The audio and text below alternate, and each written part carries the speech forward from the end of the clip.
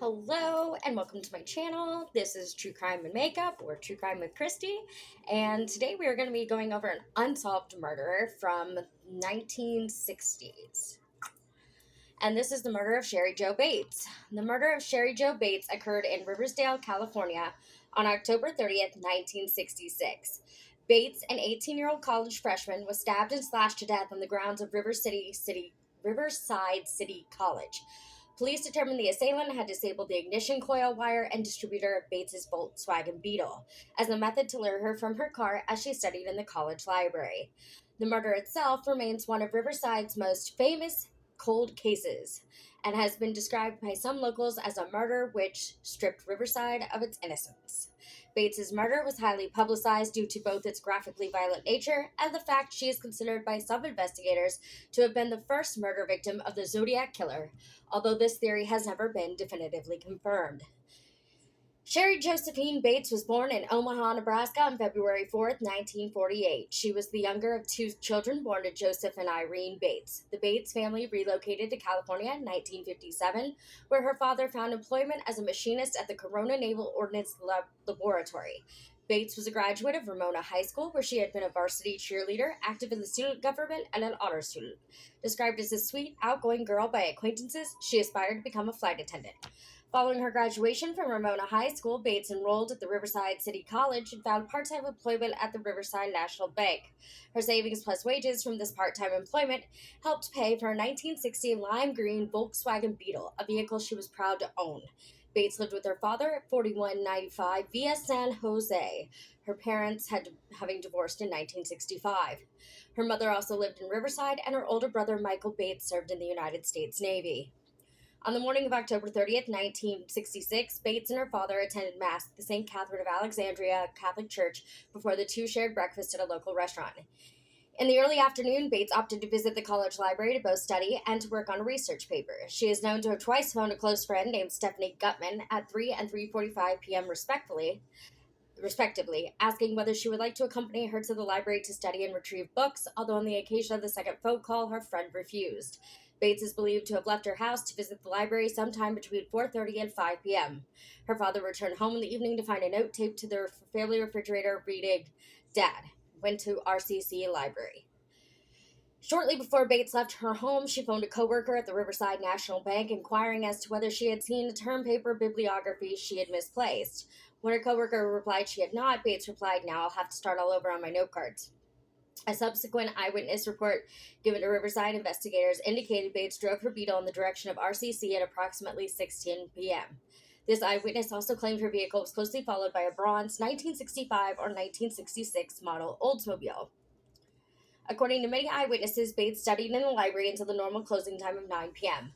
A subsequent witness statement obtained from a female RCC student would claim that a young man whose age she estimated to be either 19 or 20 and approximately 5'11" in height had been lurking in shadows across the street from Bates's vehicle and had been staring in the direction of her car around the same time the library closed. Although this witness did not know the individual lurking within shaded areas outside the street, as she passed him, the two had exchanged brief pleasantries. Bates's father waited the entire night for his only daughter to return home before filing a missing person report with Riverside Police Department at 5:43 a.m. He filed this report after phoning Gutman in the early morning hours, only to be informed that his daughter was not at her residence and had attended study at the RCC library the previous evening, having held no plans to spend the evening away from home. At approximately 6:28 a.m. on the morning of October 31st, a groundskeeper named Cleophas Martin discovered Bates's body on the grounds of RCC. Bates was found sprawled face down on a gravel path between two unoccupied houses on Terracina Drive, close to the library parking lot where she had parked her Beetle the previous evening. She was still dressed in a long-sleeve pale yellow print blouse and faded red capri pants, and her woven straw bag, containing both her identification and 56 cents, lay alongside her body. Her clothing was undisturbed but was saturated in blood. She had been repeatedly stabbed in the chest and left shoulder and suffered several deep slash wounds to her face and neck. 10 feet from Bates's body, investigators discovered a cheap paint-spattered Timex brand wristwatch with a 7-inch circumference, along with the footprint of a shoe produced by Leavenworth. Prisoners sold solely by Leavenworth prisoners sold solely in military outlets. The shoe size was between 8 and 10 inches. Although only 5'3" in height, Bates had been an athletic woman. Both an examination of the crime scene and Bates's subsequent autopsy revealed ample evidence of a ferocious physical struggle between Bates and her murderer, she having evidently scratched her assailant's arms, face, and head and torn up his wristwatch. Bates's Beetle was parked just 75 yards east of the location where her body was discovered. The ignition wiring of the vehicle had been deliberately pulled loose, but the ignition key was in place, and both the driver's side and passenger windows were rolled partly down. 3 library books on the subject of United States government were lying on the front seat, and several smeared greasy palm prints and fingerprints were found upon the vehicle. Investigators would determine these prints did not belong to Bates or any of her friends or relatives and believe they may have belonged to her murderer. An autopsy revealed Bates had been repeatedly kicked in the head in addition to having suffered 2 stab wounds to her chest, inflicted by a knife estimated to be 1.5 inches wide and 3.5 inches in length. Her left cheek, upper lip, hands, and arms had also been cut, with 3 slash wounds to her throat having severed her jugular vein and larynx and almost decapitating her. Bates had evidently lain upon the ground when she had received the knife wounds to her left shoulder blade and neck. Furthermore, she had not been subjected to any form of sexual assault or robbery within this attack. Numerous fragments of skin and brown hair were also recovered from beneath the fingernails of her right hand, this evidence having evidently been collected beneath her nails as she clawed at her assailant in a desperate effort to defend herself. The ground surrounding her body was described in her official autopsy report as looking like a freshly plowed field. On November 4th, 1966, Bates was laid to rest at the Crestlawn Memorial Park in Riverside. Her parents, older brother, and several hundred other mourners were present at this service.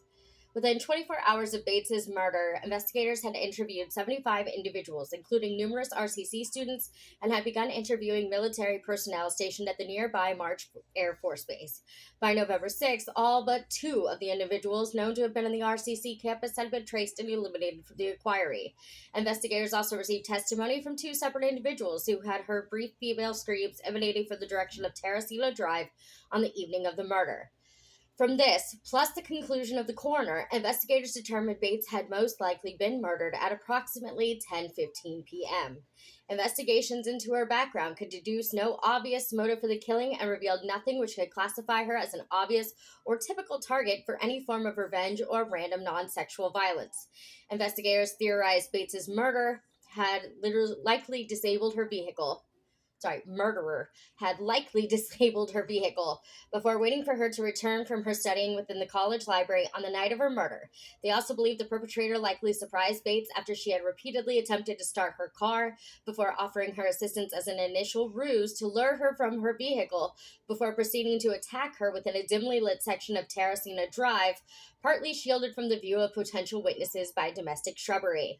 At the time of discovery, both windows of Bates's Beetle were rolled down and the keys of her vehicle were still in the ignition, thus meaning she had likely been forced from her vehicle to the scene of her murder while she stood aside and sat inside of her vehicle. At the initiative of RPD Detective Sergeant David Bonine, a staged reenactment of Bates's final hours studying within the RCC library was conducted 9 days after her funeral in the hope of producing vital eyewitnesses.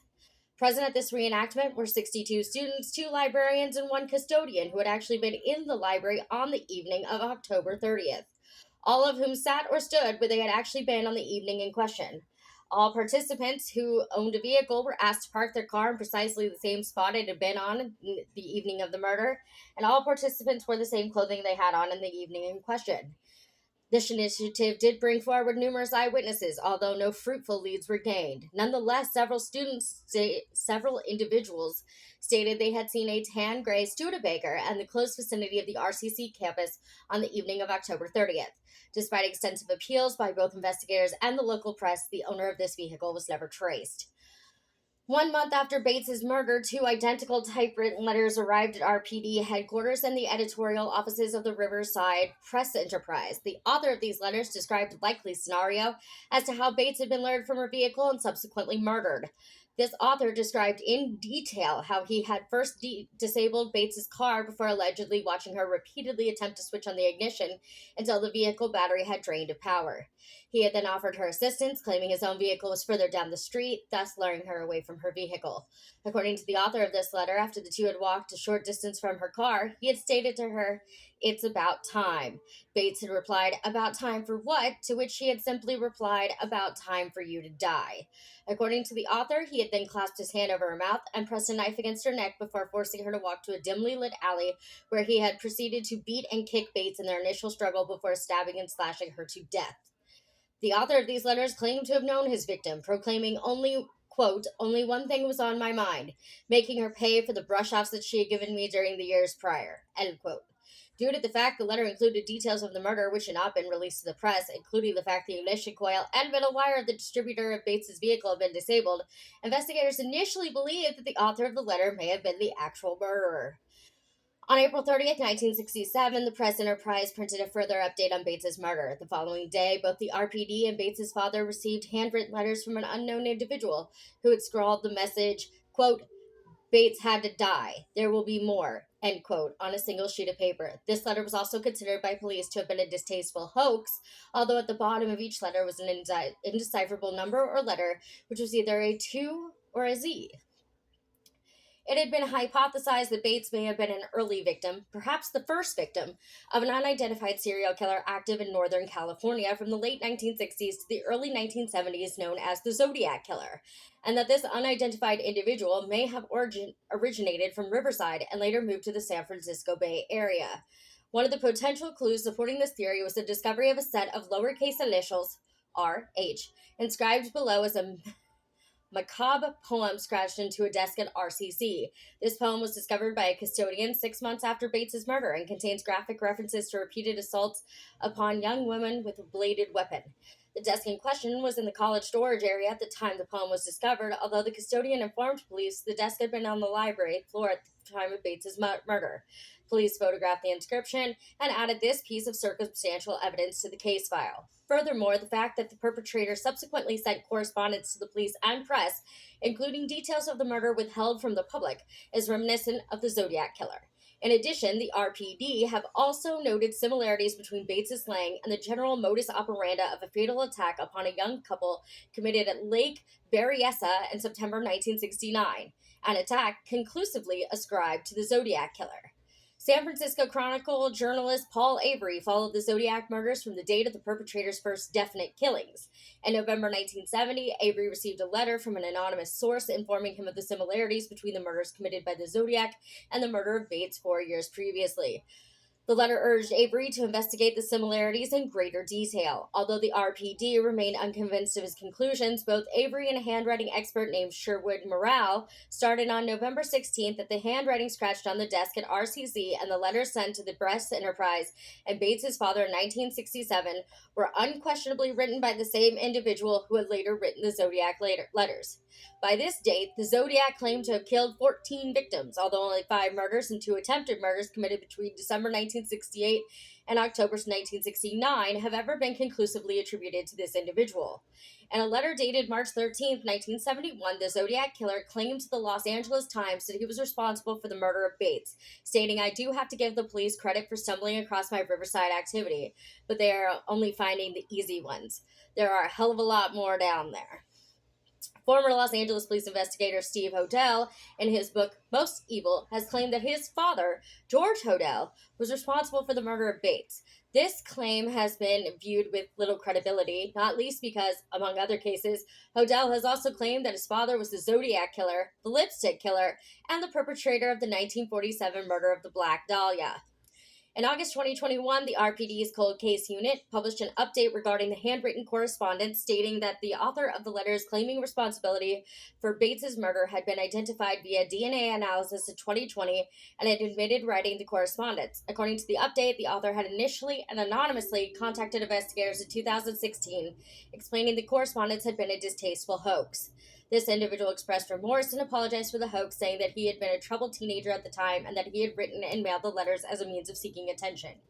In October 2021, a group of retired police officers, intelligence officers, and journalists claimed to have solved Bates's murder, which they claimed was linked to the Zodiac murders, and the perpetrator in both cases was a man named Gary Francis Post. Among the evidence cited as the basis for their claims was the fact that Post was a painter by profession, which would explain the paint spattering upon the Timex watch found at the crime scene. that Post was receiving medical treatment at March Air Force Base for an accidental gunshot wound at around the time of Bates's death, that this location was 15 minutes from the site of Bates's murder, and that Post had brown hair, which could be a match for that found under Bates's fingernails. This theory was met with skepticism from the RPD. According to the online newspaper TMZ, the group claimed the RPD had refused their request to submit samples of the hair found beneath Bates's fingernails to DNA testing. However, the RPD has denied any such request has been received. The RPD maintained that there is no evidence linking Bates' killing to the later Zodiac murders and that they strongly believe their murderer was a native to Riverside County. Officially, Bates's murder remains an unsolved case, and the theory she was a victim of the Zodiac killer, which had been strongly disputed by the RPD, has never been proven. Despite several suspects having been investigated and eliminated from the inquiry since 1966, the current investigator assigned to the case, Detective Jim Simmons, has stated one individual still remains of interest to the investigation. Although, because tests conducted upon the mitochondrial DNA of the hair and blood samples found at the crime scene did not match those of this suspect, insufficient physical evidence exists to link this individual to the crime. Investigators who conducted DNA profiling were, however, able to determine that her murderer was a Caucasian male. Following the murder, Bates's family established a memorial scholarship at RCC. This scholarship, entitled the Cheri Jo Bates Memorial Endowed Scholarship, is awarded to a student active in various school projects and initiatives who demonstrates financial needs, undertakes volunteer work, and who majors in music with at least a B grade average. That is the unfortunate and sad story of the unsolved murder of Cheri Jo Bates. We are going to be focusing on unsolved crimes this month, so that's where we're going. That's my plan.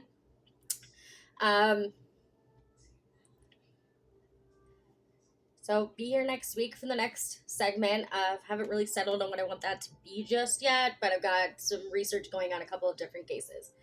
As always, please don't do anything I wouldn't do. Make good choices and be cautiously kind to others.